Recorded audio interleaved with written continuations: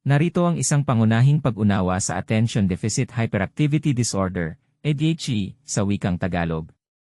Ang TDAH, o ang disadyang pagkamalikhain sa pagkagalit, Attention Deficit Hyperactivity Disorder, ay isang kondisyon sa pag-unlad na madalas hirap ang mga bata at matatanda. Ito ay kadalasang nauugnay sa mga sintomas tulad ng kakulangan ng pansin, pagkaabala, at pagkaimpulsibo. Ang TDAH ay maaaring maganap sa iba't ibang paraan depende sa tao. Ang ilan ay maaaring magpakita ng mahinang kakayahan na mag-focus at magtuloy-tuloy sa isang gawain, habang ang iba naman ay maaaring maging sobrang aktibo at hindi mapakali. May mga kamandag rin ito sa pag-aaral, trabaho, at sa pakikipag-ugnayan sa ibang tao.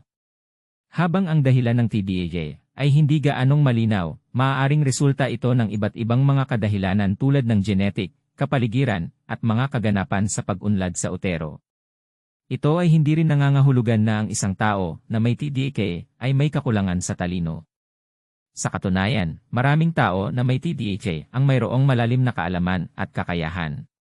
Ang pangunahing mga hakbang sa pagpapagamot ng TDAH ay karaniwang kinabibilangan ng farmakoterapiya, tulad ng paggamit ng mga gamot na pangtadha.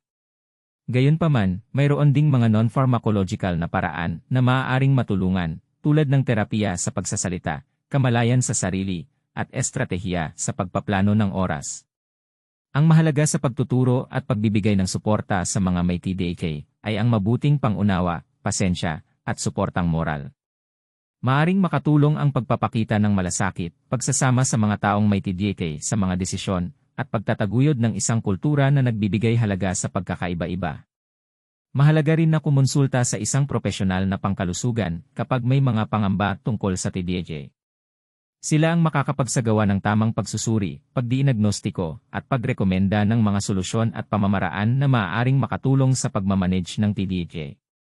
Tandaan, ang TDAH ay isang kondisyon na maaaring mahirap subukan para sa mga taong mayroon nito at sa kanilang mga kaibigan at pamilya, ngunit may mga paraan upang matutunan at magpatuloy na magtagumpay.